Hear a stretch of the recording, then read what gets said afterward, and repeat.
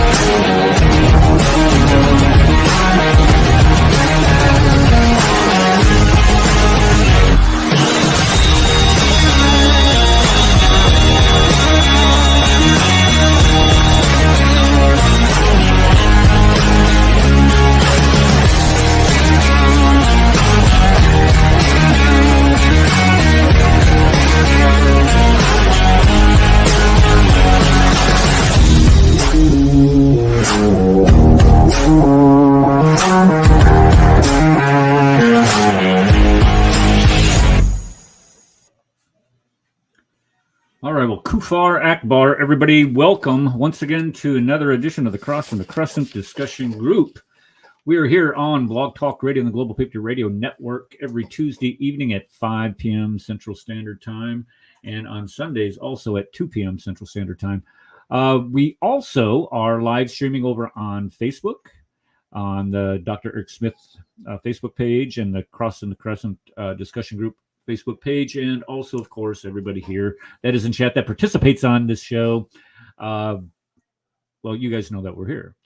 Okay, so tonight we're going to be doing something that we haven't done for quite a while, and that is focus in on a book. And the reason why is because it's a timely book. We're gonna do a book, not a book report. What is the word we're looking for? Book review. Is that Review? And review, that's more of an accurate terminology. So we're going to do a book review. Now, just before we get going and we get all up in front of ourselves tonight, and we have these dreams of staying here until 10 o'clock, I'm going to tell you right now, we can't do it tonight. We got to be out of here at 6:30 firm. I have a couple meetings that I got to make tonight that I just absolutely, positively have to be there. And so we can't go any longer than that. So what we got to do rather quickly. And what I've done, of course, is I've put together a slideshow. I've always put together slideshows. But what this is going to be on tonight is going to be on the latest book published by the author, Kenny Bomer, the Imam Jabaan out Islam out of Houston, Texas. And the reason why we're doing that is because he just recently released his second edition of this book. Now, over here, I went through his first edition. It's been 2 years, I think. It's been a while since I've done that. And to be honest, it was just painful. It's just painful reading that type of stuff. And so what I thought, I'll go in there and I'll just bring it up on Kindle and try reading through it again. And it just hurts to read through somebody who is so angry at the world, so angry at his country. So what we're going to do tonight is we're going to take a couple excerpts out of that book. We're going to analyze some of the things that he wrote in there, and maybe try to look for some of the motivations of why he would write some of these things. So of course I had to make a good gift here. I actually put some effort into this one. I thought we got that because the thing that kind of jumped off on this is when I was reading his initially looking at the book. On the first page, he's already criticizing Trump. I mean, he is all on Trump right from the get-go. You don't even get off the first page.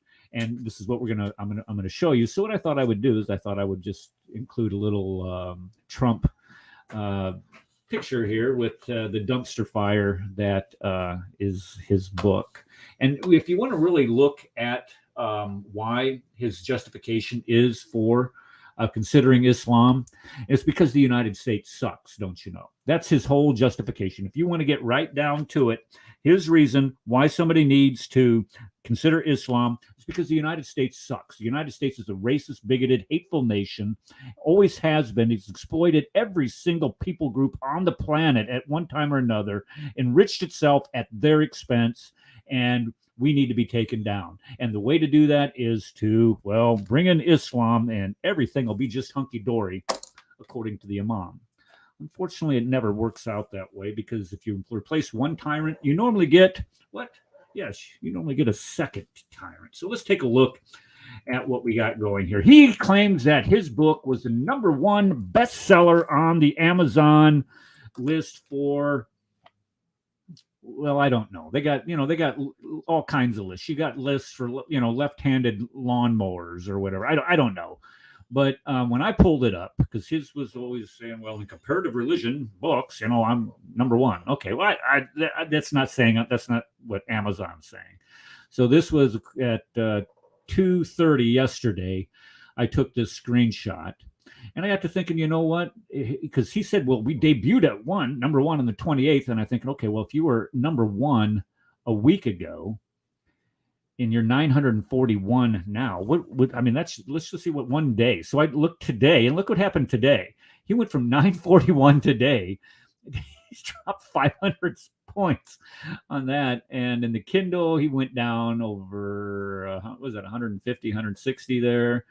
And religious studies, another 100 or so. So, when you debut your book, I guess debuting it and you can get it at number, way to go. Power to you. Okay, so let me clarify this, a few points on this. One, he said that of new releases. Now, the reason why he was at #1 for new releases is because certain people like me, Eric, and other people had actually ordered his book. We should not have done that, whether it's on Kindle or hard copy, because, well, I actually did join his pre-launch team or whatever. Well, he said you didn't. That's why he's No, not I sending did. you the book.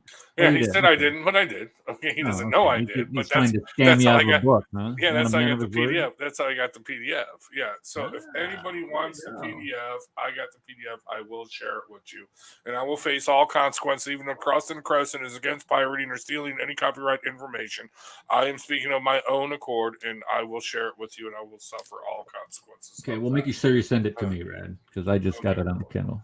Yeah, delete that from your Kindle. But no. So, dude, I mean, seriously, okay, 5 of us or 6 of us, and plus he probably had a couple mods that did it as well. But no, we boosted him up. You know what I mean? I'm going to show you those. I'm going to show those reviews here, Rad. All right. Okay. All right. Go ahead. Okay. All right. So, all this started. We wouldn't have done this show, but I glanced at his book. And when I glanced at his book, the first page, I noticed that he had, and I'll show you here in a second, but he was complaining about Donald Trump. Of course, he complains. I mean, I would like to go in there and do a word search and find out how many times Trump's name comes up. Doing it now. Okay. I mean, it's when they talk about TDS, Trump derangement syndrome. That's your poster child there. That's somebody that he definitely needs some help. And I'll be honest with you, I'm not just the biggest fan of Donald Trump. 128 times. 128 times. Yeah, me either, Eric. Hold on just a second. How many pages are in this book? No. All right, we got 241 pages. And how many times did you say? Rad, how many times did you say it came up? 128 locations. Oh my gosh. So that's like once every other page. He's got Trump. He's complaining Pretty about much. Trump. Oh my gosh. Connie, you were saying something. I'm sorry. No, I agree with you that I don't agree everything about Trump either. Though I did vote for him the second time. Right. Well, I mean, and it's kind of a love-hate thing, and I don't want to make this about Trump, but what I'm trying to do is I'm just trying to illustrate that his hatred for Trump is just oozing out of his pores. Yeah, it's Um, pathetic. Well, I think it's a part of the American ethic And is that we can have dissent. We're allowed to say we disagree with our leaders. That's the rules of this particular country and other countries. So you can say I agree with certain things and disagree with certain things. Being nuanced is good. sure. And you know, Kenny and all of them say it's a Muslim ban. It wasn't a Muslim ban. He banned countries where terrorists have come from. That's what he banned. And they keep on saying it's a Muslim ban. No, it's not, because Well, if it was a Muslim ban, we would have kicked them all out. well, Well, that's what Kenny But they were- believes. Our that was- Muslims are that's what terrorists. Yeah. that's what makes good media is to call Oh, it. yeah. Well, Propaganda. That's Yeah, why they call it. propaganda. It's propaganda, but there was also, I mean, South Korea is banned. I'm sorry, North Yeah, Korea was banned. Venezuela was banned too, wasn't it? Yeah. Or- So we're talking Colombia, countries that had nothing to do with Islam, and they just don't want you to know that. Yeah, but the Muslim countries were also he was just enforcing what Obama didn't enforce. Those were his countries on his list. Amen, Cleo. And yes, that is a fact. Is that this document that Trump put through was written by Obama's team. Oh, really? Yes, I it didn't realize was. that. I Yes. didn't know that. Yeah. Yeah. Well, okay. If you if you look at the countries that they prohibited people from immigrating from, the reason why is that our State Department did not have relations with those countries, or the country. I mean, like Libya, there's no government there. Somalia, there's no government there. So these countries, of course you're going to ban immigration from these countries. Or Syria, you cannot demonstrate who is who coming from those countries. So it is a security issue, and he was right to do it. But of course, you're going to get the race baiting crowd saying, "Oh, well, you're just a racist. You hate people that are brown, or you hate people who are not like you." You shut up.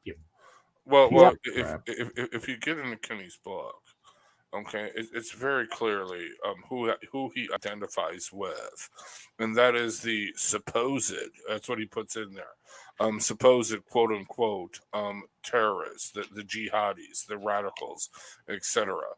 So what he writes in his book, okay, that this is going to be a problem for Muslims. Well, yeah, Trump was a problem for certain Muslims, like al-Baghdadi, yeah. And like the guy Solomon from Soleimani. Yeah, I agree. He definitely was a problem for ISIS and Shia terrorist Muslims. Okay, so but that's who Kenny identifies with. I can only assume that because of the writings of his work. But let's continue on because Eric, I don't mean to push you, but you said you're on a time. Okay, you're right. Okay, I got to go. All right. So So we went over the email. We went over this email that I had sent him on Sunday, saying that you're wrong. Roosevelt did not own slaves. Lincoln did not own slaves. And of course he comes back and he starts with the insults and then tries to, school me on what the Emancipation Proclamation. We did all this on Sunday. And the bottom line is that he did not know what he was talking about. And I basically took him to task. And then of course, the last thing he's got to do is he's got to call me a bigot, because that when you lose an argument, that's what you have to do, is call somebody a name. And that's exactly what he did. You're a bigot. Okay, whatever, Kenny. All right, but right here is where he says Theodore Roosevelt, all of whom owned slaves, because he was complaining about Mount Rushmore. And up here saying that, where was it? It was Trump. What was it? Effects of manipulation. I can't. I should have done a better job of underlining. But he was blaming Trump for celebrating the 4 people on Mount Rushmore. Now, if you look at who the people on Mount Rushmore were, they were George Washington, who, by the way, did what with his slaves upon his death, Rad? He freed them all contingent on the death of his wife, Martha, and Martha, being a very smart woman, quickly realized to free all the slaves.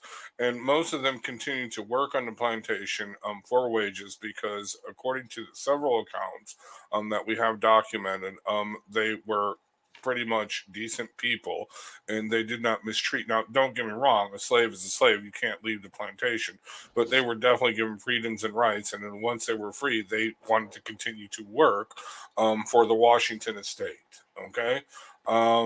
Anyway, but yeah, it's a very interesting story. But yeah, freed the slaves. Muhammad never freed the slaves. Okay, but when we look at Washington, we look at what Washington did. The guy is given the nickname, the title of father of our country. And here's the guy that led us through the Revolutionary War. Here's the guy that led the Constitutional Convention. Here is the guy at the conclusion of the Revolutionary War. They offered to make him a king. And he told them, "You're crazy. We just fought a whole war to get rid of a king. And you want to make me one?" Here is the guy that set every precedent that a president follows today. So this is a guy that is a very important figure to our country, but don't you know he's a racist, don't you see? So we can't celebrate George Washington. Next guy. Wait, hold on. Before you get to Jefferson, let me just share the screen here. I'm sharing my screen. Can you? I'm showing you mine. You know, I'm just saying. Go ahead. Okay. I got to make it bigger for you guys because I'll be blind and stuff. Okay. So speaking of George Washington, like I said, he freed the slaves on his death. Here is what the Sahih Hadith say about Muslims freeing slaves upon their deaths. Okay, and I made it bigger, so I'm going to scroll up here. Okay. Okay. I can't find it. Okay. You gotta blow it. Yeah, sorry, we're not very professional here. Actually, I think I gotta scroll down. Let's see here. Oh, I just had it, but I had to make it bigger. Okay, yeah. No. That one said something about emancipated. A slave. If anyone emancipates a slave, hold on. Sees 1/3 of his property. Oh, I just had it. Chapter regarding slaves on the Zena. Okay. Well, anyway, Sahih Hadith says, okay. All right. We're looking for death. Oh, you know what? Hold on. I got an idea. Okay. Uh-oh. I got an idea. Rad's got an idea. Everybody hold on.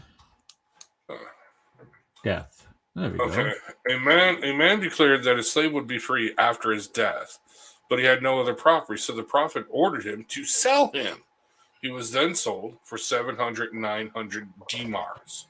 Okay? Here we go. Another one. Okay. Well, the tradition mentioned above also is translated. Okay. Here we go. A man of the Ansar called Abu Baba declared that his slave called Yabnur would be freed after his death, but he had no other property. So the messenger of Allah called him and said, "Who will buy him?" Namundi bought him for 800 dirhams.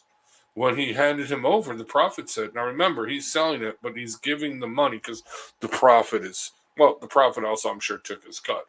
But the Prophet is giving over the money. Who's he giving out money? If any of you is poor, he should, begin from himself. If anything is left over, give it to your family. If anything is left over, give it to your relatives. If anything is left over, when they receive something, then here and here. So anyway, he forced this man. Well, he didn't force the man because it was already dead. Okay, but to sell his slave after his death, even though that was not his will. Okay, they sold this man's slave, and then he whacked up the money and gave the money. Okay, to everyone. Okay, so it wasn't even his money to begin with. It wasn't even his slaves. But anyway, okay. There's some more to this.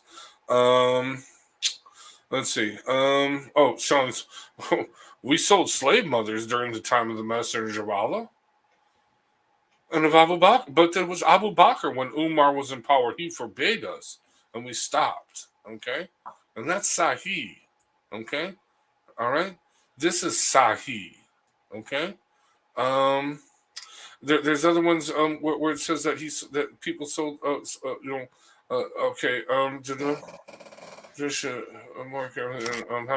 but there's other ones where it says that people wanted to free their slaves after their death.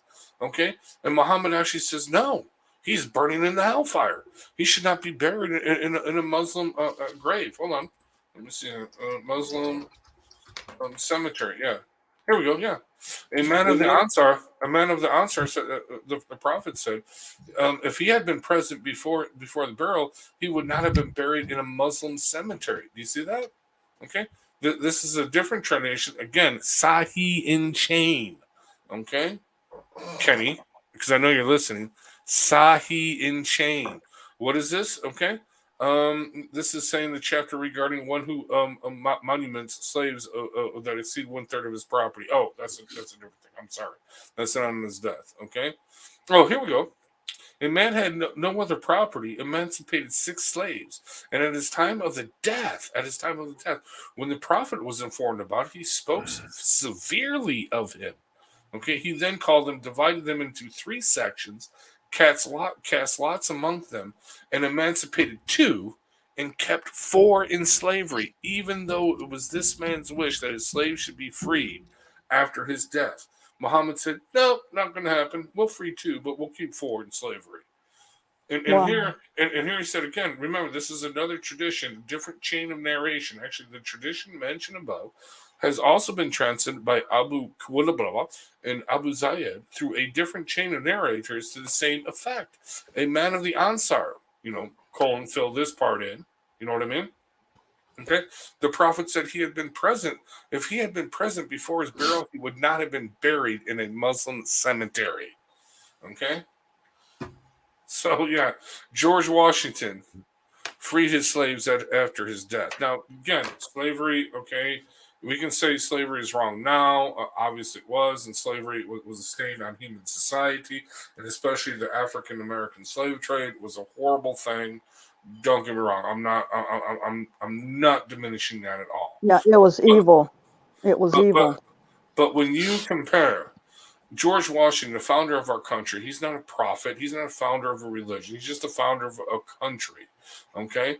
All right? To Kenny, and Kenny criticizes this founder, okay, because he owns slaves.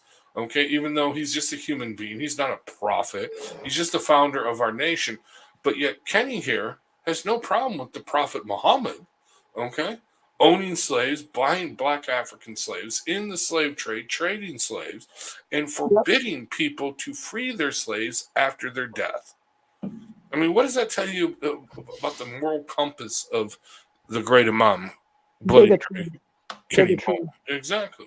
Anyway, continue on. I'm sorry to interrupt, but go ahead. No, that's right. What I was just trying to, in all fairness, his complaint is that we should not be celebrating people who have owned slaves in our country's history before. But in doing that, what you're doing is you're throwing away our nation's history that you can learn by. We don't celebrate the fact that Washington owned slaves. We don't celebrate the fact that Jefferson owned slaves. We don't celebrate the fact that many of the founding fathers owned slaves. Right. And if you're going to make that a standard, then one of the words that you like to talk about is called consistency. The consistency of the man, to whatever the heck you say, Defines who he is. Right. So your consistency really shows who you are. And it begins with an H and ends with hypocrite.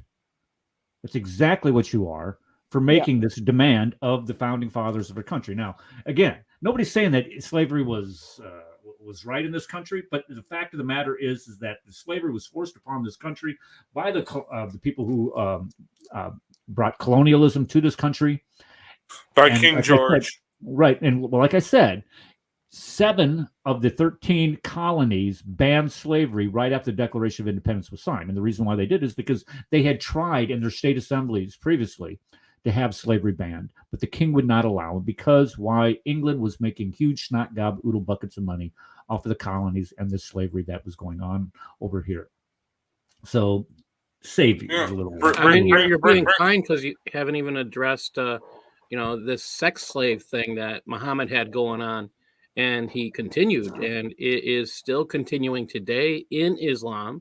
Yes. So if that's his reason for being upset with America, and he wants, so does Kenny want sex slavery still today? Well, of course, he wants the Sharia, of course, because he wants the Sharia, and he claims it's in America already. Who made a video the other day saying that they said that the Muslims said that he would want to own slaves. I don't know if it was Bob the Builder or he was talking to somebody. Yeah, it was Bob the Builder. And the Muslim was saying, yeah, I would like to own slaves. Really, it's 2021, and you make statements like that. Well, the reason why he's making statements like that is because he's trying to follow the sunnah of that that man that he calls a prophet. Yes, Okay. that pervert. Yes. Well, thank you. All right. So the next one, of course, is not George Washington. Let me just get down on George Washington. It's Thomas Jefferson. Thomas Jefferson, of course, yes, was a slave owner. Thomas Jefferson, yes. If you want to sit there and say, yeah, Tommy Jeff, he had sex with his slaves. Well, there's no proof of that. I mean, there's proof that his family, they think his brother more likely. I was going to qualify that. I was going to qualify. Guys, you guys are vicious. Yes, we are. I love it. I like it when you make a statement, and you notice the difference here. Everybody wants to jump on you if you're going to say something like that. Just might not be entirely true. And then, because if you did this over in the Imam show, you know what he would be doing? He'd block backstage. You cannot. Yeah, he cannot stand criticism. But yes, Paul, you're absolutely right. When we start talking about Jefferson fathering a slave, there is still a lot of details that aren't there. They thought it was maybe his, like you said, maybe it was his brother, maybe it was his sons. We don't know for sure. But everything that I recently just read up on, and I bought into the narrative that he did father slaves, but I am now in the conclusion that there is no conclusive evidence, and I would say that the evidence actually points to the opposite. Because when the accusations were first made during Jefferson's lifetime, he did refute that. He said, no, these are Federalists, because this is during the Federalist debate. This is with Hamilton and stuff like that going on. And they were vicious, dude. You talk about Trump's mean tweets. They would love Trump, okay, because they were vicious with each other. They all owned their own newspapers, okay, and they all printed out these horrendous, salacious things about each other to slander each other. Okay, and he came out. He said, "No, this is clearly, he said the Federalists are trying to slander me. There is no proof of this." The woman in the case never said that it was Jefferson, blah blah blah, or Thomas, I should say. And the DNA evidence that they have is inconclusive in the fact that it was definitely someone in his family, but there is no way to establish that it was Thomas Jefferson himself, even though they tested the samples. There's just no way. Well, okay. The bottom line is that Jefferson owned slaves. So, do we as a country automatically stop celebrating Jefferson?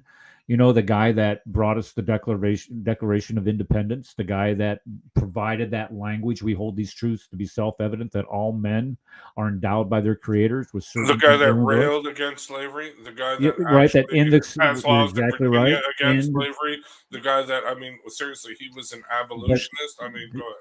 Yeah. But when we start looking at the era and how these men perceived other human beings and how other human beings were perceived.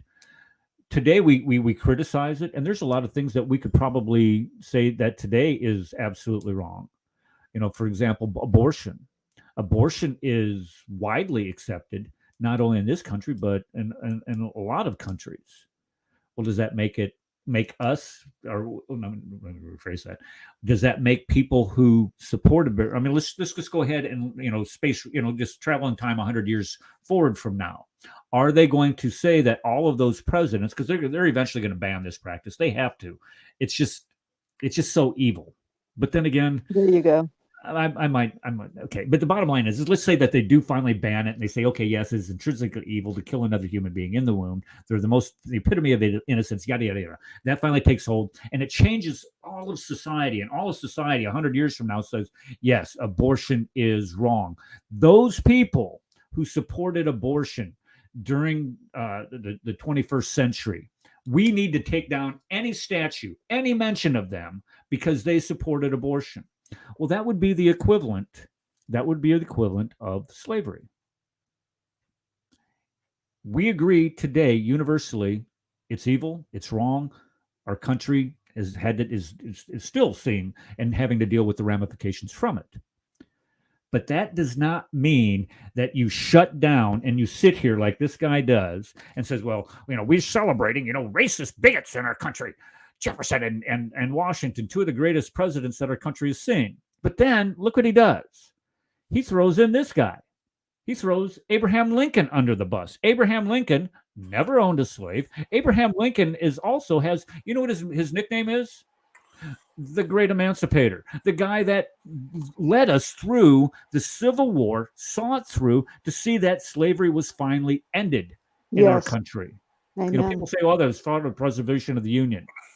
Shut your pie hole. Learn some history. It was indeed over the preservation of the Union, but the preservation of the Union as a country that was going to be free. Read the Republican. Read the first Republican.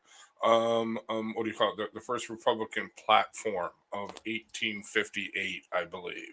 It was clearly an anti-slavery, an abolitionist. Well, the Republican Party grew out of the Free Soil Party, which was very anti-slavery, in response to the exactly. But if you read it, and you compare it to the Democrat platform of 1858, I believe. Okay, no, it was an abolitionist platform, plain and simple, totally, completely abolitionist. Well, to prevent slavery from spreading to the free states. Right, that's what it was. Okay, and two, to abolish slavery. No, seriously, it actually says this. It doesn't say abolish it, but it calls it an evil institution, a wicked. No, because the Confederates, the Democrats, they were calling it a noble institution, and the Republicans call it a stain. The Republican Party calls it a stain. Calls it evil institution that is stained in our land. Yeah. We should read that sometime. It is seriously very powerful. But Abraham Lincoln came out. He was the man. He was the abolitionist president. That's what he was elected for, as an abolitionist, plain and simple. Okay. Now, through politics and things like that, he had to wheel and deal and blah, blah, blah. And if the stupid Democrats wouldn't have started this Civil War, which we are still fighting today, I say the Civil War is not ended. It is America's longest Civil War, and we're still fighting it today. If they wouldn't have attacked us at Fort Sumter, we would have been two countries. We would have been a free state. And actually, what would happen is you would have had Haiti would have been the South Democratic states, because you know what I mean? There was no way to contain this. But anyway, I'm sorry to give a lecture to the history. No, it's okay. This okay. This comment here by Aisha, Manasseh Musa, the richest man who ever lived, prior to Jeff Bezos, he was the king of Mali, the kingdom of Mali in the 15th century. And he was the richest man to ever live, and he made his money off of the slave trade. Now, when we start talking about the slave trade, then you start talking about, I have a slide for that. We're going to get into that, but thank you for bringing that up. You're absolutely right. All right. And then, of course, he complains about... they made an epic rap battle of Mansa Musa versus Jeff Bezos, if anyone wants to see that. Oh, really? Oh, no way. You got to share that. No. Yeah, not now, but yeah. I'm going to share it. Write that down. Epic rap battle. Manasseh Musa. If you think that's got to be like the coolest name on the planet, because if you got like one of them deep baritone voice, sir, what is your name? Manasseh Musa. That would scare the living snot out of anybody. Manasseh, come on. But either way, people, Abraham. Well, actually, Kenny did find this out. Actually, here's the funny thing. Okay, and this is what I told you, Eric. Do not correct him. Let him continue to print and pay money and publish these books. Okay? But either way, Abraham Lincoln and Theodore Roosevelt were not slave owners. Did he correct that book? Did you see that? He made the correction. Okay, you watched his live stream where he was saying, "Well, I made a mistake, but I meant to correct it because I put a shut your pie hole, you lying piece of dirt." Exactly. Your hatred causes you not to do true research. Is what he hates the country so bad. He can't see straight. Is what his problem. Well, no. Here's the thing. When you corrected him in the email, what was his response? He defended his position, right? He said Theodore Roosevelt was a known racist. Okay. Well, he said, well, his mom owned slaves. His mom owned slaves or some shit. Yeah. Okay, well, did he own them? No. His mom owned slaves. No. And But no, Paul, so he Paul defended. rightly pointed out that he lived in New York State, Exactly. which is a free state, by the way. Yeah. What an idiot. Okay. Well, anyway, no.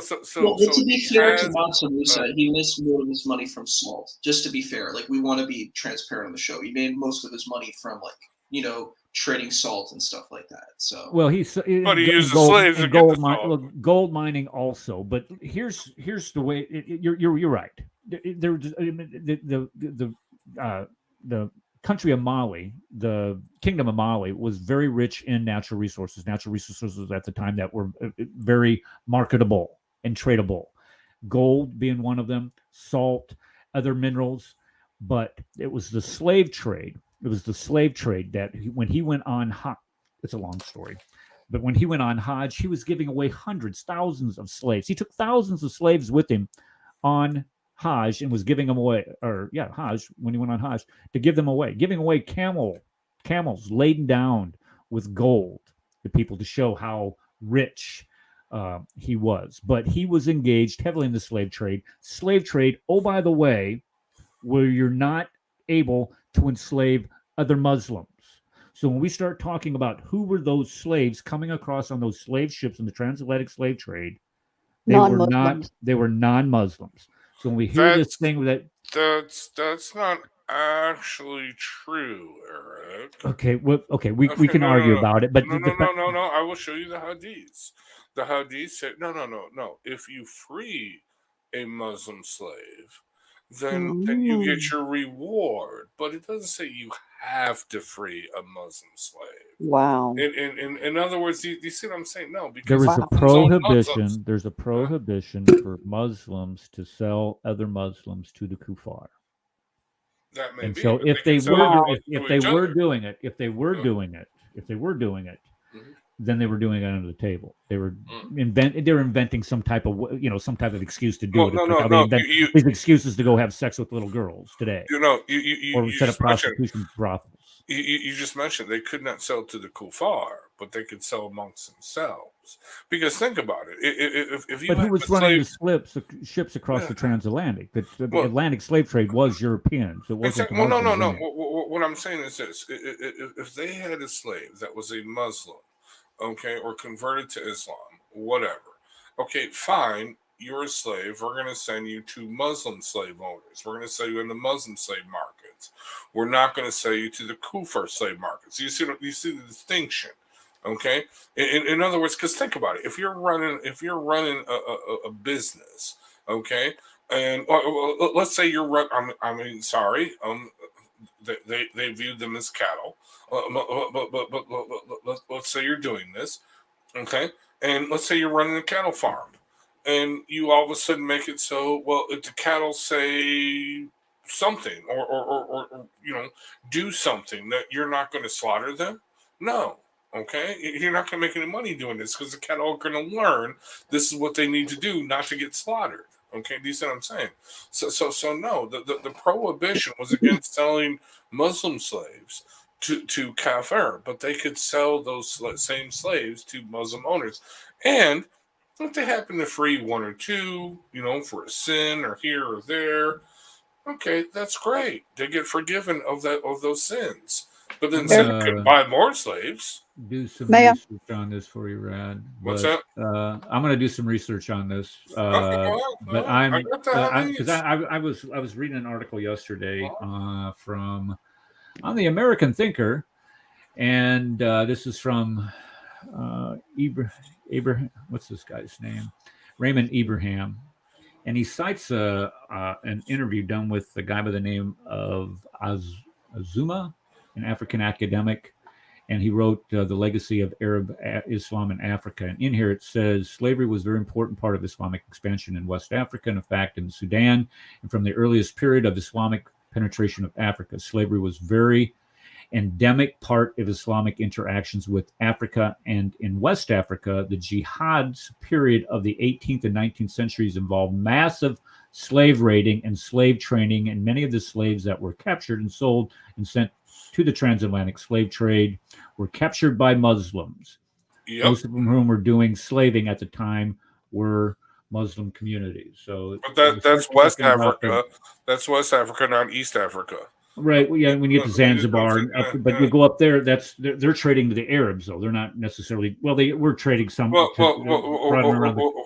think about it. You capture a bunch of people, and all of a sudden they learn, if I convert to Islam, you're not going to have me as a slave. No, it doesn't work that way. Let's get back on the topic though of the book. Exactly. Go ahead. Yeah, you're right. May I, Eric? Yes, go ahead, Connie. With America, the Europeans, I'll say we came over with blood on our hands, and then we repented.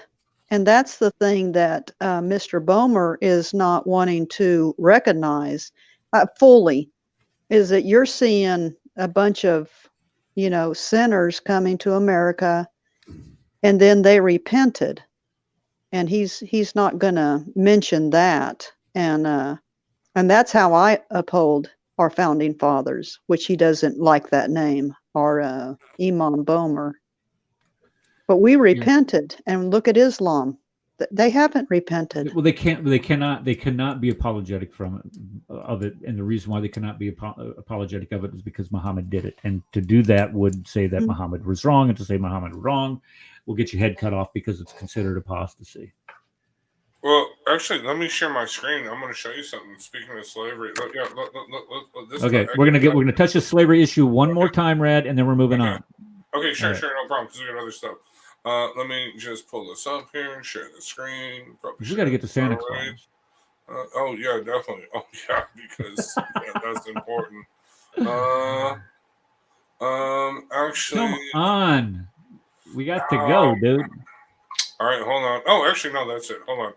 Okay, because no, it's kind of goofy the way this is. Okay. Chrome tab, don't need sound. Here we go. Slavery. You sharing it? This is a picture. You just threw it up. You got it there. Okay, go ahead. Okay, this is a picture. Okay, this is that captures Wikimedia Commons or whatever. This is a historical picture of outside Versailles. Okay, the signing of the Versailles Treaty in what year again? Eric, just let you know what year. Yeah, 1970 something. No, 1919. Okay. Oh, okay. Oh, I see what you're saying. Okay, I'm sorry. I'm sitting looking at something else. Go ahead. Okay. So here you have the front guy. He's the sheriff of Mecca. The Sharif of Mecca, the leader of Mecca. Okay, it's a very high position in Islam. And here you have to his back, but to the right, that is Lawrence of Arabia. Okay, you've all heard of him, right? Who is behind Lawrence of Arabia? Let's read.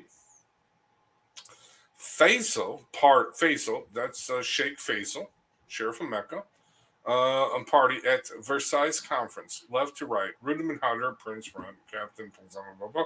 T.E. Lawrence, that's this guy, okay, to the back to the right of him.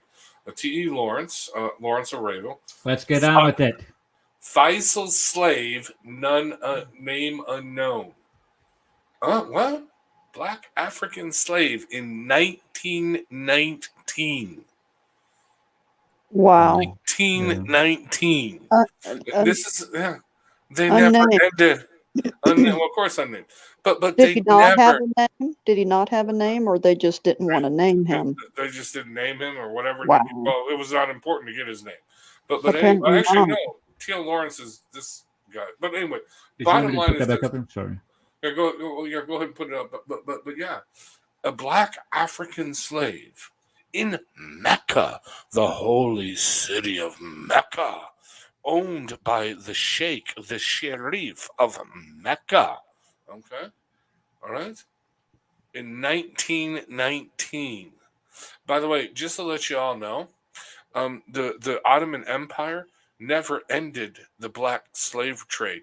They did end the white slavery trade, well, kind of, sort of, in a way, by decree, but they never ended, okay, the African slave trade. In other words, black African slaves were being traded in the open market in Constantinople in the early 1900s, before the outbreak of World War II, probably even during World War I. I'm sorry, probably even during the outbreak of World War I. Okay, Isn't the slave trade still going on in Africa? Yeah, that's Some another thing. parts of it is, yeah. Oh, yeah. Mhm. Okay, By yeah. the Muslims? Let me share one more screen since we're going Well, to. I had a quick question, just to make sure for the viewers and audience. What would you say if this is a different kind of slavery? That's the I'm gonna be the other advocate, right? And say, well, this was a transatlantic slave trade. This is a better good slave trade. How would we respond to that? Valid point. Valid point. I would Well, respond. Well, two things. One, okay, no. Although the African slave trade was different, the transatlantic slave trade was different from any slavery that had existed beforehand. Okay, because horrible, because it was an industrialized slave trade of human beings. I agree with that. It's horrible. Okay, the difference between the Islamic slave trade when it comes to black Africans, okay, was that the males, the black African males, were they doubly castrated. In other words, they had their testicles cut off and their penis cut off in most occasions. This is documented in history. They have this actually documented. That's bad. Secondly, therefore, you decrease lineage. You decrease birthing children this way. So yeah, you are actually committing a genocide. Okay, whereas the white slavery that they were doing, that's why it's called white slaving. That's how we get the name slave in English, is from the Slavs. Okay, they were mostly interested in the white women because for some reason Arab Turks, Arab Muslims, whatever, they liked the white women. I don't know why, but they did. Okay, so they were captured specifically for the harams. Okay, they were specifically captured for a specific reason. So that honestly, to me, again, it's making a distinction without a difference, but it is still a difference. One was brutal in a way that it was industrialized. Another was brutal because it, committed genocide. They castrated males. Okay, if I might, prevented the females from having children. You know what I mean? Okay, yeah, if I might, sure. I appreciate it. Yeah, so one thing I would say is like you're intimating there, were the descendants of the black slaves in Muslim lands. You don't find it like you Exactly. do in the United States. And then You're exactly right, Calvin. yeah, and then the other thing that I would bring out is that this nation was born in 1776. Within 100 years of the birth of this nation, slavery was ended. It was Amen, ended, brother. right? And the reason why it ended is because Christian people read their Bibles and they realized that what they Mhm. were doing was wrong. And it's recorded at one point in time, both the North and the South agreed that slavery was an evil and a blight on the nation, and it came to an end. They fought a war where brother fought against brother to end the practice. And though some people say that's not the causation of that war, they're mistaken. You only have to go and read the Lincoln Memorial, the wall behind them, and you'll see that Lincoln, as Lincoln described it, that perhaps because of the blood that was drawn by whip, we're paying for this evil by every drop of blood drawn by a bayonet. So I thank God for our I think it's nation. in. I think when you mentioned the thing about the Lincoln Memorial, I think it's his second inaugural address. He mentions that, and that's. Are you talking Yes, about sir. on the one roll? Yeah, because the one roll is That's the correct. Gettysburg Address, and the other one's the second inaugural address. Okay, go ahead. Yes, sir. Yep, that's correct. Yeah, when I went there and I began to read that because they lied to us, in the history books, or they withhold it pretty much from the history books. That from the very beginning, the country intended to end slavery. So if you would just go and read the original draft of the Declaration of Independence, you'll see that one of the accusations they had against the king was he forced them to keep slaves among the colonies, and we can go through why it took so long and the evil that persisted thereafter. But basically, the heart of the nation was good because it was a heart that was after God. This abolitionist movement, let's just make sure we understand this. We're going to go back to Kenny's book here in just a second, guys. But the abolitionist movement was a spinoff of the Second Great Awakening. And the Second Great Awakening is that religious movement, that Protestant religious movement that realized that we need to do better when we treat our fellow man. Who is thy neighbor? It's your fellow man. And this caused all these reform movements in our country at this time. The abolitionist movement was one of them. The treatment of mentally ill. You had the one for what was that? Where the drinking, what was that called? What they had weren't drinking anymore. It's called prohibitionist movement. Not the prohibition. It doesn't matter. But there was all kinds of great things that came out of the education movement. But all of these movements came out. They were Christian movements, and the Civil War, based on the abolitionist movement, was very steeped in Christianity. And I get it. You know, people want to say, oh, well, they had the slave Bibles and the slave owners used passages to obey your masters. Of course they did. But yeah, nobody denies that. But think about this.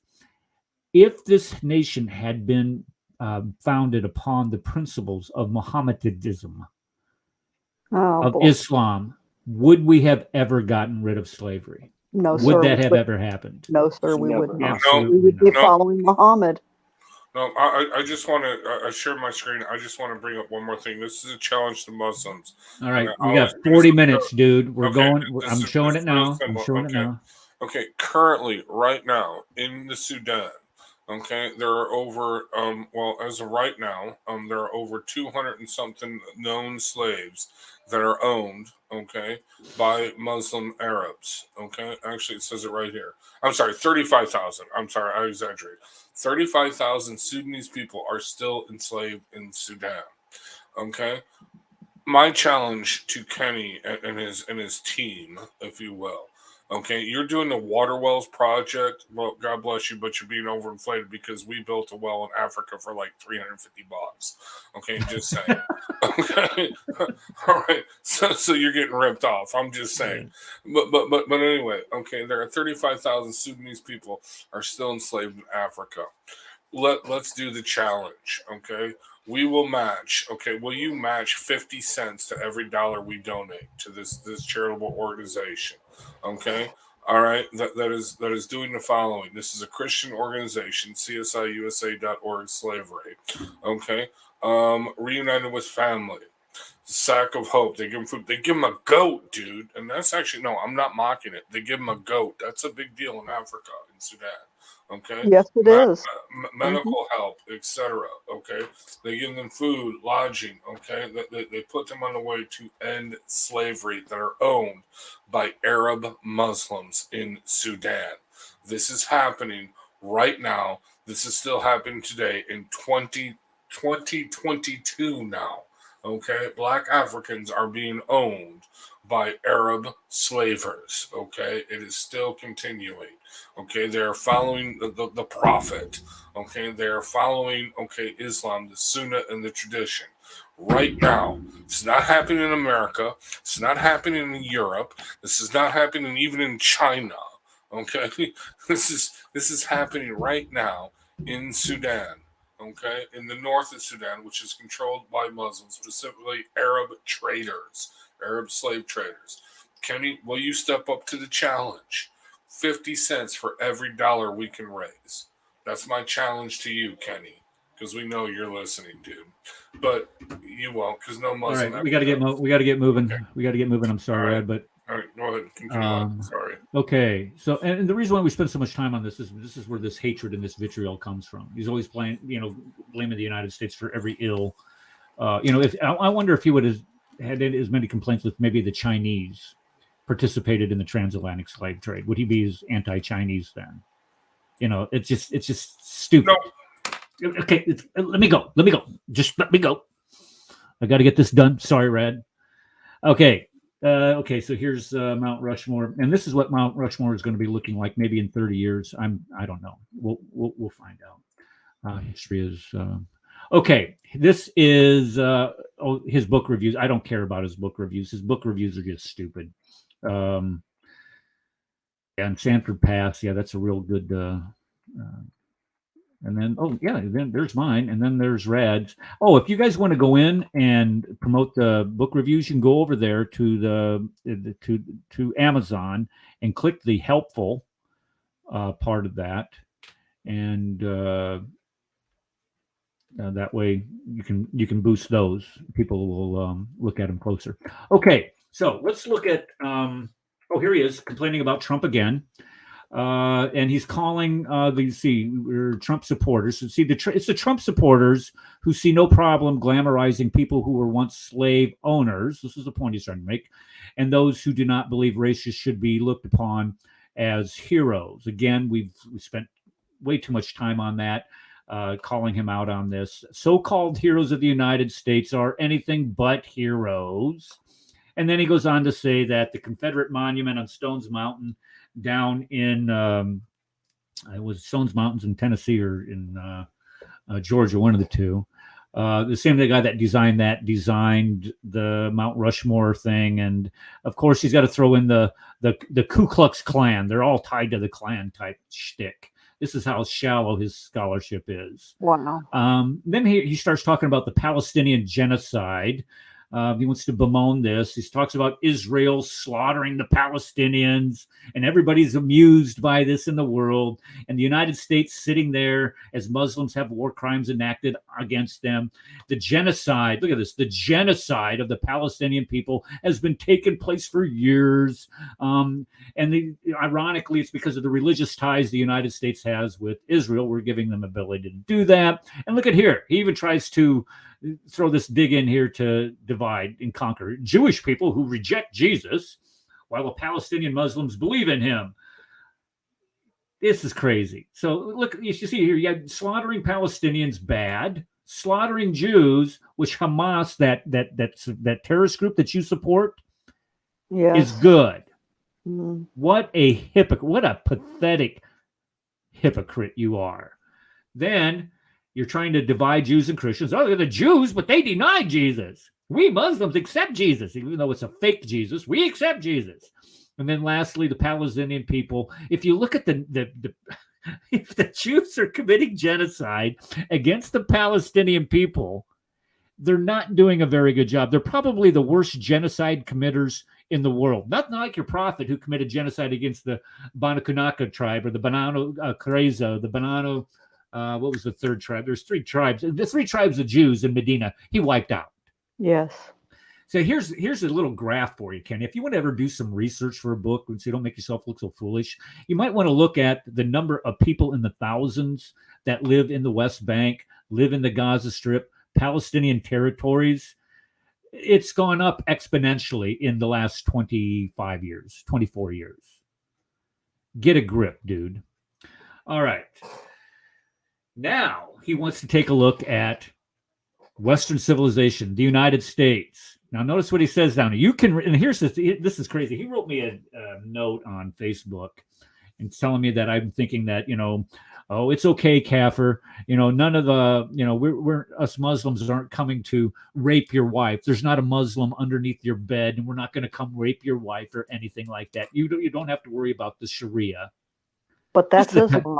That's a lie. Exactly, and this is what he wants to do. I mean, he wants to paint such a terrible picture of what we think they think. You can relax. Muslims are not plotting to take over your way of life. No one is trying to force you to be a Muslim, Mohammedan, or a member of ISIS. No one is going to force women to trade their revealing outfits for hijabs or burqas, which promote modesty and chastity, of course. No one will take the pork off your table. And I tell you what, guys, I had some of the best ribs oh my God. Anyway, off your table, the alcohol out of your cabinets, the nicotine and drugs away from you. These are choices only you can make. Oh, so right. What does Kenny think of our country? Here we go. Here's what he thinks of our country. He thinks that all of our women who don't wear the hijab and burqas are sluts. That's basically what he meant. Revealing outfits. Every woman in the United States wears revealing outfits, you see. If you don't wear a freaking tent, that's a revealing outfit. Really? Yeah. What a moron. Pork is bad, despite all of its nutrients. And I was going to throw up some nutritional benefits, but I don't want to get people bogged down in the and the minutia of it. Being from Iowa and it's the number one pork producing state in the country, anyway. And we only want to get drunk. So we don't want Muslims to come into our country because they won't let us get drunk. And of course, we won't get to smoke and do drugs. That's why we don't want Sharia in our country, because we want to do all the things. We want our women to look like sluts, and we want to eat pork, even though they eat camels. Doesn't make any sense. And we want to get drunk, and we want to do drugs. But he thinks that animal urine does indeed have healing capacities to it. And he's speaking of, what is he speaking of? He's speaking of camel urine. Why? Because his blessed prophet did this. Santa sucks. Did you guys know that Santa Claus sucked? Did you guys realize this? Yeah. Yes, he does. Have you listen to what he does in his book here? I don't know if you've gotten to this yet in the book yet, but have you ever believed in Santa Claus? Do you know somebody who presently believes in Santa Claus or has in the past? Have you ever known anybody attempted to persuade others to believe Santa exists? Have you ever seen parents excitedly take their children to visit the imposter Santa Claus at the mall and have them sit on his lap to further solidify the lie? Who is the great deceiver in this lie? It is the mall personnel who hired the costume character chicanery.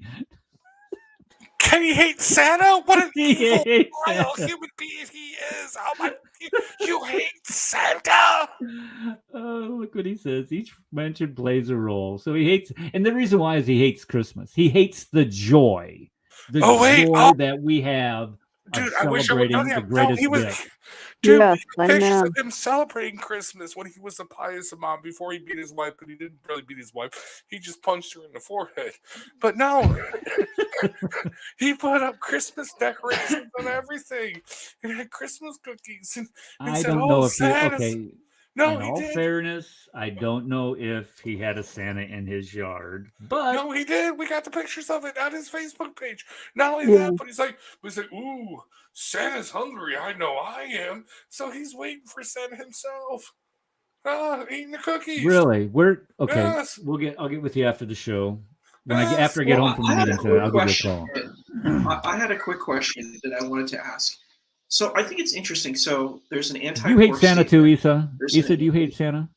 Issa, do you hate Santa? No, I don't. I think it's completely fine. But the not liking pork, and what was the other thing? There was the women smoking and drugs. Smoking and drugs. Of course, we want to stop smoking. We want to smoke and do drugs. I mean, that's why we don't want the Sharia because we want to drink, we want to smoke, and we want to do drugs. And we want our women to look like sluts. There you go.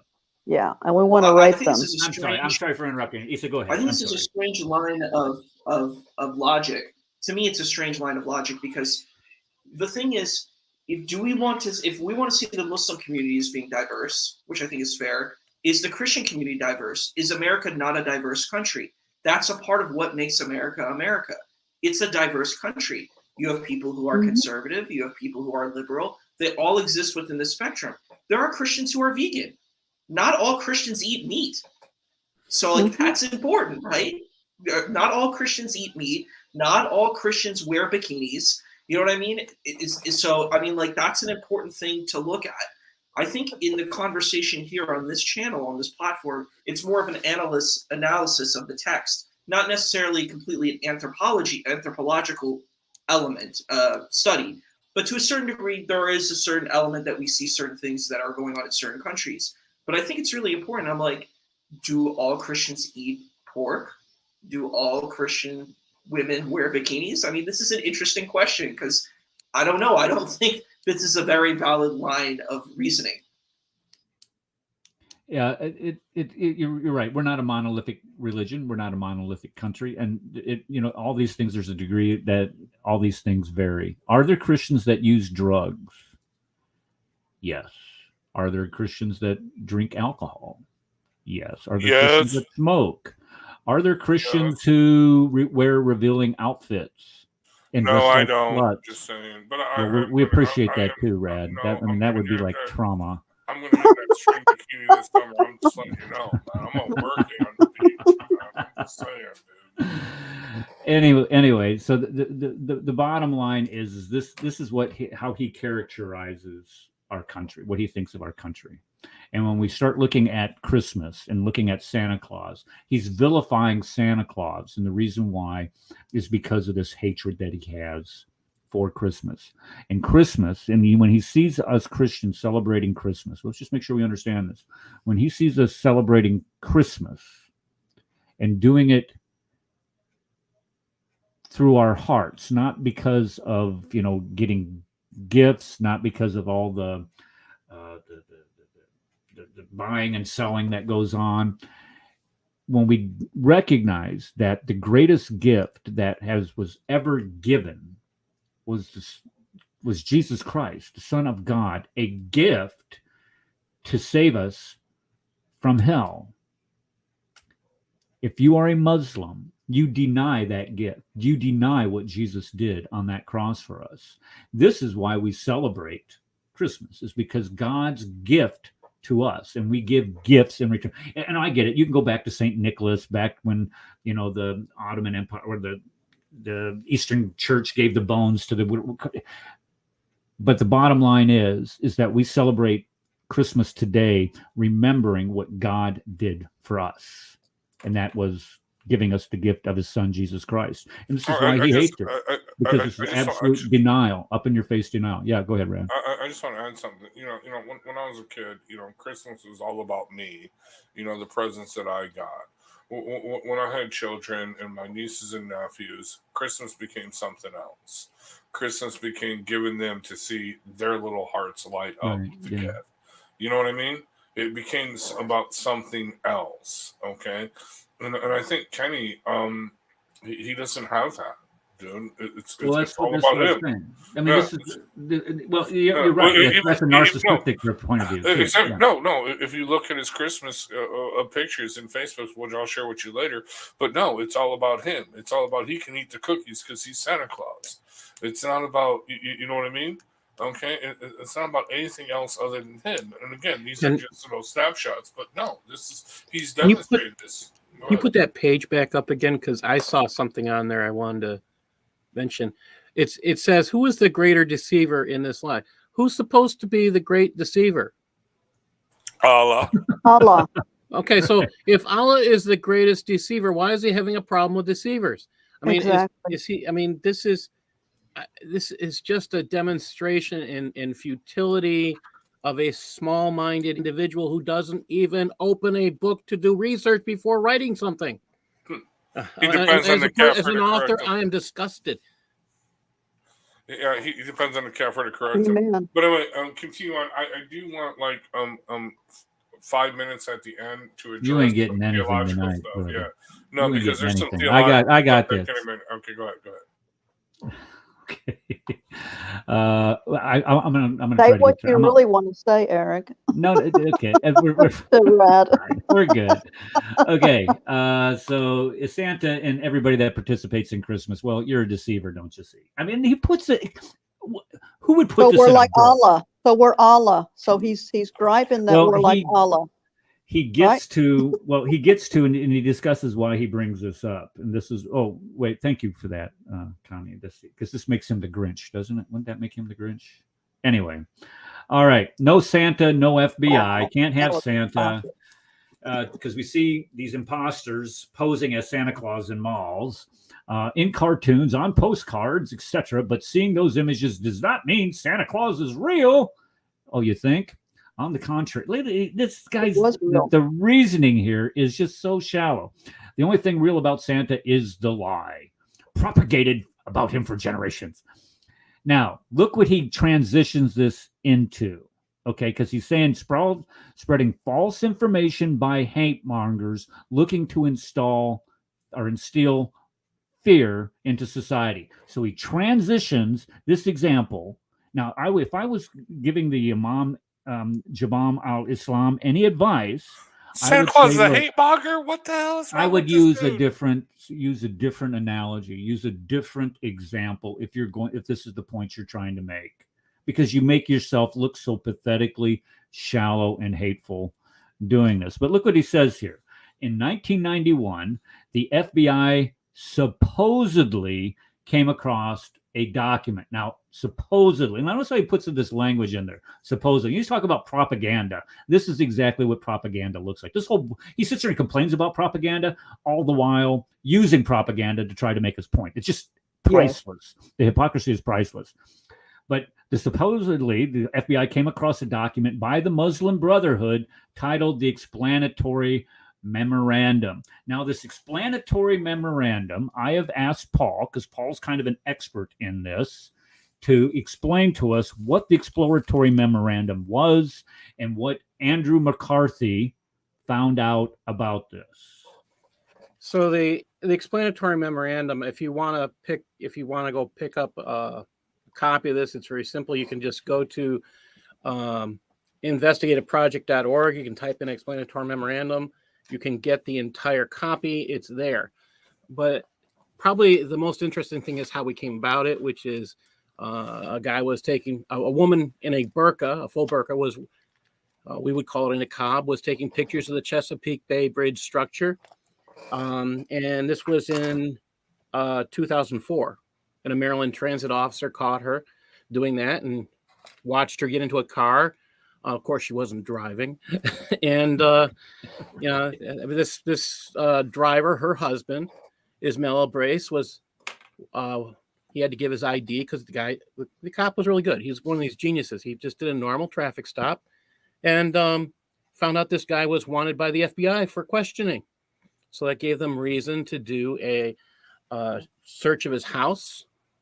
And they found a hidden sub-basement with 93 bankers' boxes in it. Amongst these had a document called the Explanatory Memorandum. Paragraph. Let's just make sure we understand this. Just by accident, doing standard police work, they discover that this woman and this man live in this house. They do a search warrant, and they go down in the basement. In the basement, they just didn't put these things in the basement themselves or in a closet. They had dug a separate sub-basement to further conceal these documents. Okay, go ahead. Yes, and the FBI has this stuff, and I want to know what the other 93 boxes. What's in the rest of these boxes? That's my thought, but this is one paragraph from that one document. It says, understanding the role of the Muslim Brotherhood in North America. Again, this was written in 1991. I should tell everybody, written in 1991. And it's in Arabic too, right, Paul? It's in Arabic, and we have an English translation. If you go to That's why I say if you go to investigativeproject.org, the court, it's listed there as a court document that was used in the case. And we didn't get to see this until 2004, people. It was, sorry, not 2004, but 2007. We weren't allowed to see this. The public wasn't even allowed to see this or talk about it until it became part of a court case. It was used in a court case. So this is a federally accepted and acknowledged document. All right, so let me read this one paragraph. Understanding the role of the Muslim Brotherhood in North America. The process of settlement is a civilization jihadist process. This is their word, their term for their war against the United States and Canada, with all the words mean. Oh, by the way, when I say the United States and Canada, that's because the Muslim Brotherhood didn't know that Mexico is part of North America. Okay. The Ikhwan must understand that their work in America is a kind of grand jihad in eliminating and destroying the Western civilization from within and sabotaging its miserable house by their hands in the hands of the believers, so that it is eliminated and God's religion is made victorious over all other religions. Without this level of understanding, we are not up to this challenge and have not prepared ourselves for jihad yet. It is a Muslim's destiny to perform jihad and work wherever he is and wherever he lands until the final hour comes. And there is no escape from that destiny except for those who choose to slack. But with the slackers and the mujahideen be equal. And my statement is that this is a demonstration that the Muslim Brotherhood learned from reading Sun Tzu, that the best way to win a war is without fighting, is without any war, without any kinetic war is what I should say. And does the organization CARE support the Muslim Brotherhood? The organization CARE is part of the Muslim Brotherhood because they are Hamas in America, which means as Hamas, they are a chapter of the Muslim Brotherhood. So they are they openly refuse to condemn their sister chapter. In fact, they have done things to support it. CARE was started with monies and has given monies towards terrorism in the past. Their history is much more sinister, but I'll leave that for another day. Right. Okay. So the bottom line is when we Wait, start wait. thinking about this exploratory memorandum, this does the exploratory Democratic memorandum was indeed what the opposite of what Kenny is trying to keep us from seeing. He's trying to say, no, we're trying to make the Muslims out to be some type of boogeyman, when the fact is that they're, in their own words, what the Muslim Brotherhood was trying to do in this country. Go ahead, Brad. Yeah. I'm sorry for interrupting. Well, actually, let's put this. This is like in the 1990s, right? Okay. There was like 1991, yes. It's right after the Gulf 1991, War. right after the Gulf War. So, yeah, actually, I've told you my experience with Islam was because of the Iraqi refugee that I dated. So my experience was a very pleasurable one with Islam early on. But I don't remember anything, the word Islamophobia being thrown around. I don't remember any animosity towards Muslims. I don't remember any of this. Okay, so this was done before all this, right? You know what I'm saying? I mean, okay. I'm just saying that this is a piece of propaganda, according to Kenny. Then the Kufar are geniuses because they planned this out a decade before 9/11. You know what I mean? But I just wanted to ask Paul. Does the Democratic Party get money from CARE as a lobbyist group? I'm just wondering. Do you know? They I don't know that they give to. I think they give to candidates. I don't think they give particularly to the party, but they are invited to party events. So, Okay. but I want to get back on this topic of the Yeah, book. right, That's right. my enjoyment here. Go ahead. What else, is there anything else that you wanted to say about that, Paul? I think the serious danger in not recognizing that every single citizen in the United States needs to recognize, and I would say read this and be utterly shocked, because it is a declared war against the United States by an entity within the United States, and our government has refused to address that.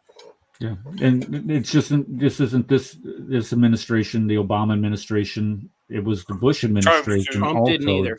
Trump did not. Yeah, well, Trump did a little bit more than what the other ones did, but yeah, you're right. I mean, they won't fully come out and recognize, because look what he writes down here in the next paragraph, where he starts, Islamic suppressives mean this grave harm. Okay. The purpose of that statement was to draw attention to a physical threat by the Muslim Brotherhood and imply that a silent, passive jihad is taking place too. Well, isn't that what we see was happening today, though? That is exactly what was happening, and we know that is part of the lowest level of jihad, which is heart jihad, and you have to have hatred in your heart towards the kuffar. Well, you discussed that one night on the show, didn't you? Wasn't there like 3 levels or 4 levels or something? Three levels of jihad. 3 levels. Yes. Yeah. Okay. You know what's funny about that? I mean, everybody spots that right away. Okay, when you start reading about Islam, that there's 3 levels of it. I mean, it's completely amazing. But okay, let me ask you this, Paul. Is CARE considered a terrorist organization in Arabic states and Muslim states, countries? Yeah, CARE is, and and any organization that is considered part of the Muslim Brotherhood is considered a terrorist organization in Egypt and other countries where they have banned the Muslim Brotherhood. Did the UAE declare? Yeah, the UAE did. And one thing to watch now, speaking of Muslim Brotherhood, there's an article today to let you know that France is now accepting people who have been accused and served time for terrorist actions in Egypt, if they're Muslim Brotherhood. So France is now accepting Muslim Brotherhood terrorists because they just did that. The article came out today. Something to think about that. Wow. In fact, I was in Paris, and they were talking about how the Muslim Brotherhood there are the ones responsible throughout Europe. In fact, when I was in Paris, I was in Berlin, and I was in Stockholm. And each one of those countries, when we talked to security services for each country, they all stated that they believed, these are the security people, they all stated that they believed the Muslim Brotherhood was the the people who were motivating and pushing the hijra into their countries. Hijra is really bad. Yep, that makes the most sense. All right, let's get trudging through this. We only got a couple minutes left before I honestly, folks, I do have to be out of here. Okay, hate thy neighbor. If you honestly consider the following definition, you will see that labeling peoples as Islamophobes is more befitting for certain groups of people caught up in the snares of this irrational obsession. The process of inciting this obsession has been covert and camouflaged behind a veil of national pride. In other words, nationalism, look at here, nationalism is considered Islamophobic. So any criticism of the Quran or Muhammad is considered Islamophobic.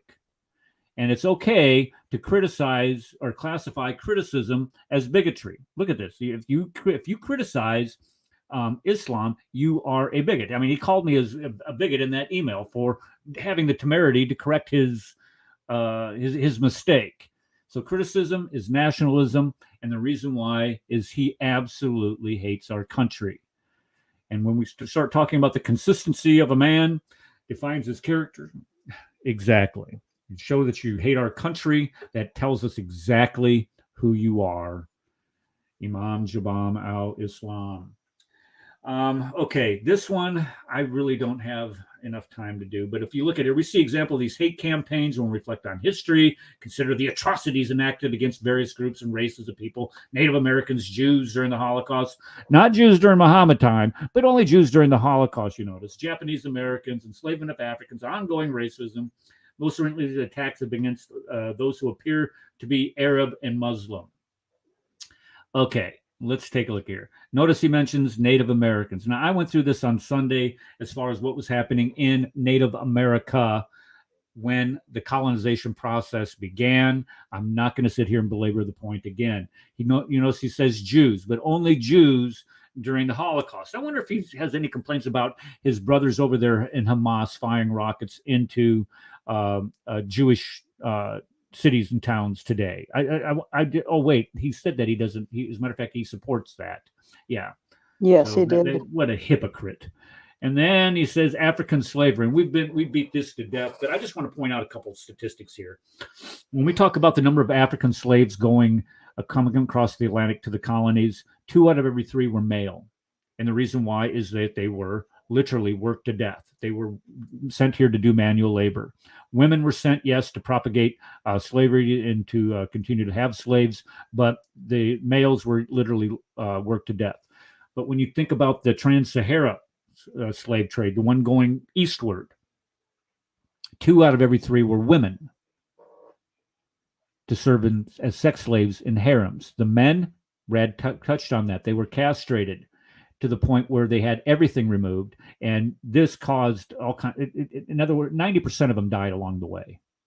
And we talk about the numbers of the slaves: 29 million went east versus 14 million came across the Atlantic. I'm not trying to minimize that, but I'm just trying to show you some proportionality here. 95% of them died en route going east. 10% died coming across on the Middle Passage on these slave ships. And as Thomas Jefferson wrote, in the original draft of the Declaration, this was an abomination that King George waged war against the people that have done us no harm, enforced upon us, their captivity, either being enslaved or dying. He actually messed it out, or dying a horrible death en route. Just wanted to point that out. Yeah. That's what Thomas Jefferson wrote against this. Yeah, and then you have 1,400 years of slavery, and slavery that still exists even today versus the 250 years that exists right now. Open slave markets in Sudan. Kenny, come on, dude. We will if you match us a quarter for every dollar we raise to free a Christian slave or just a black African slave from the Muslim slave traders. I will seriously kiss you on the forehead. I'm just saying. Go ahead. That might not be an incentive, so don't say that. Okay. All right. And then lastly here, hate crimes against Muslims. Okay, let's take a look at this real quick. Because he's always talking about hate crimes Muslims. It's skyrocketing. It's going through the roof. Muslims can't go anywhere. It's gotten to the point where the sky is falling. It's almost unsafe for Muslims to go outside. Here are the statistics. You look at the anti-Jewish hate crimes this year or last year, 2020, 787. Muslim, 104. The population, the Islamic population and the Jewish population in this country is about the same. I'm willing to be wrong on that. There was one thing he did that's not accounted for there, just I want to speak to, is that those are the fake Islamophobia crimes. They include them. Yes, I agree. Yeah, 100%. And look, they were higher in 2019, higher in 2018, higher in 2017, higher in 2016. So it looks like the trend is going down, not up. Gee whiz. What? I mean, okay, I'm going to have to close this up for the night. Actually, let me just share my screen. Let me just say one thing here. Let me just say one thing. He needs to do more research. If you're going to write a book, and if you ever want to be taken seriously, do more research and be careful on your facts. You need to remove this bias, this hatred that you have for our country and for Christianity before doing something like this, because I'd hate, like Hades, to see what it'd be in the 3rd edition. Go ahead, Rand. Okay, so expand it, make that bigger. I just want to go over my review. By the way, if you find this review helpful, please go and like it, because Eric's review is like 2 likes above me, and I can't have that. But no, this is something on an Islamic doctrinal position that Kenny writes. Okay, and I'm sorry, Kenny, dude. If the Muslims who supposedly your book launch team, if they actually had read the book, they would be shocked at what you wrote here. Okay, this is. I don't think they read the book, to be honest. No, they didn't. No, they didn't. Nobody's that stupid. Exactly. But Kenny says, okay, all right. Here's what Kenny says on page 39. Okay, well, in the PDF version, 39, he writes, Islam submission to the will of God is not a religion. And on the next page, he writes, religion is a man-made term. There's a problem with that in Islamic theology. Okay, this is like that actually is very accepted in when I've seen it very accepted as both, because they say it's more than religion. Hold on. Well, no, he goes on to say it's a way of life. But the problem, in this verse, Islam submission to the will of God is not a religion. Religion is a man-made term. So this first part is they say it's a way of life, which he does say it's a way of life. However, that is true. Okay. That's what they say true.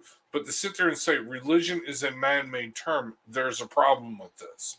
Okay.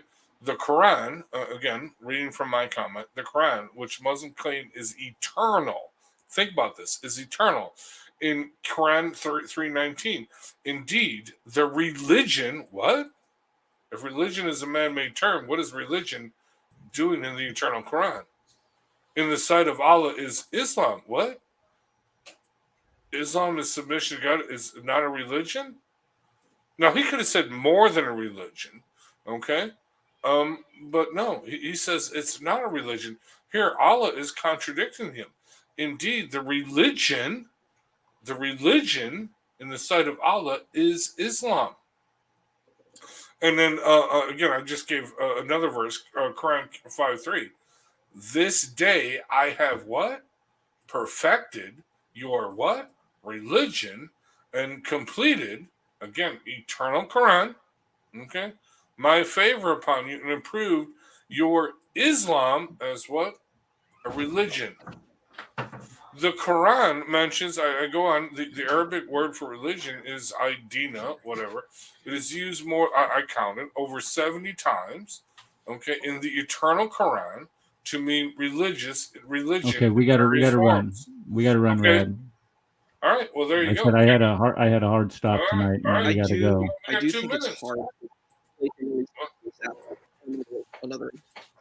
Okay, guys, we can pick this up Sunday. Sunday we're gonna have Yaya back on, so remember to come to that 2 p.m. Central Standard Time, and we'll be in contact with you later tonight, Rad. All right, All right. God bless everybody. everybody. Thank you for coming. We will see you next time in the Cross and Crescent discussion group.